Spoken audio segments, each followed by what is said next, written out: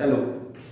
तो मैं इस वीडियो में आपको एक इंट्रोडक्शन देने वाला हूँ जनरल रिलेटिविटी का, जो कि एक बहुत ही famous book Robert M Bold से लिया गया है। तो रॉबर्ट एम बॉल्ड की जो बुक है जनरल रिलेटिविटी की, वहाँ से मैं इंट्रोडक्शन दे रहा हूँ। तो ये जनरल रिलेटिविटी जो है ये आइंस्टीन थ्योरी ऑफ रिलेटिविटी या आइंस्टीन थ्योरी ऑफ ग्रेविटी के नाम से भी जानी जाती है। तो ये रॉबर्ट एम बॉल्ड की जो बुक है जनरल रिलेटिविटी की, तो ये बहुत ही हार्डकोर मैथमेटिकल बुक है।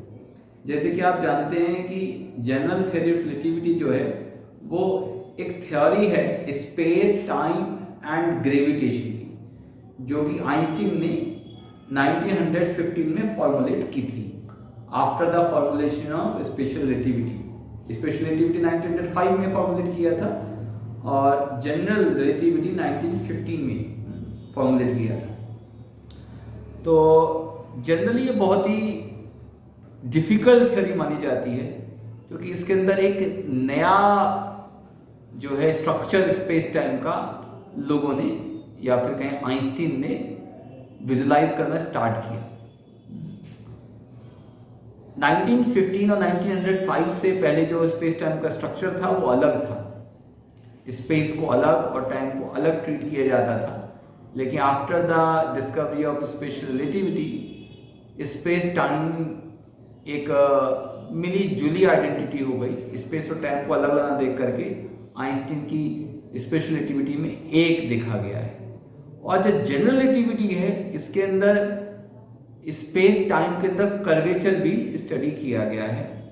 और जो इक्वेशन है जनरल रिलेटिविटी की, ये डिफरेंशियल ज्योमेट्री एक मैथमेटिक्स होता है जिससे एक्सप्लेन की जा सकती है, जो कि बहुत सारे फिजिसिस्ट जो है परिचित नहीं होते हैं डिफरेंशियल ज्योमेट्री से। बहुत ही हार्डकोर मैथमेटिकल रिप्रेजेंटेशन है ये जनरल रिलेटिविटी का।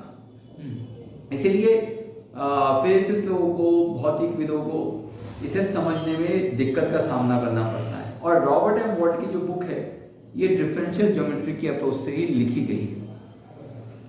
तो आखिरकार जनरल रिलेटिविटी में इतना इंटरेस्ट क्यों है? देखिए, जनरल रिलेटिविटी का जो स्ट्रॉन्ग इंटरेस्ट है वो मॉडर्न टाइम में जो है 1915 के बाद में ज़्यादा इंटरेस्ट डेवलप होना स्टार्ट हो गया। पर्टिकुलरली प्रिंसटन के अंदर जॉन व्हीलर, देखिए जॉन व्हीलर ने एक बुक भी लिखी है ग्रेविटी के ऊपर, मेजनर थ्रॉन व्हीलर, और कुछ समय पहले नोबेल प्राइज भी मिला था उन्हें। तो जो मेजनर थ्रॉन व्हीलर की जो बुक है ग्रेविटी की, वो भी डिफरेंशियल ज्योमेट्री की अप्रोच से लिखी गई है।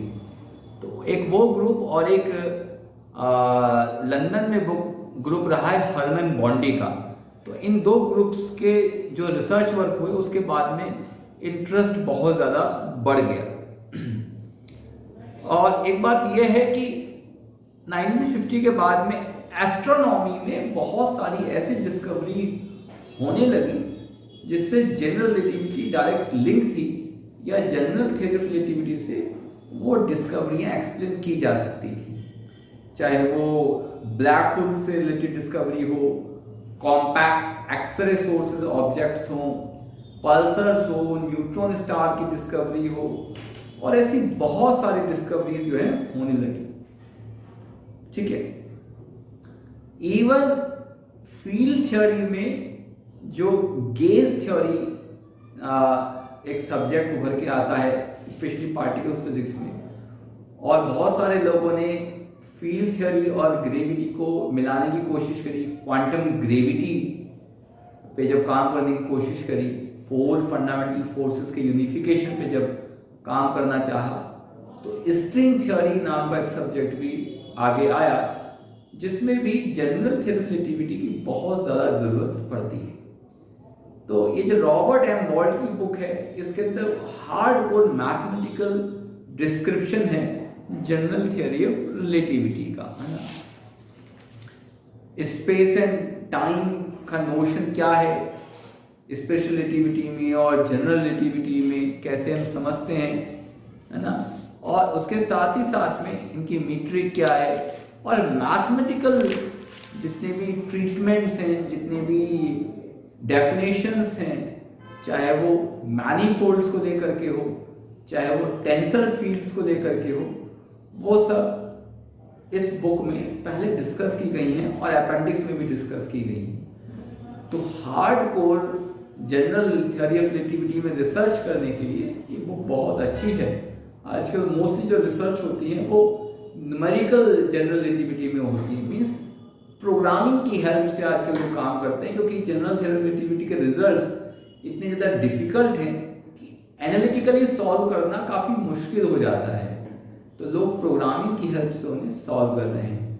तो ऐसा ही कुछ और डिस्कशन हम बाद में फिर से करेंगे जनरल थ्योरी ऑफ रिलेटिविटी के बारे में, इस बुक के बारे में। रॉबर्ट एम बॉल्ट की ये बुक है, Chicago press, university of Chicago press की है बुक, है ना।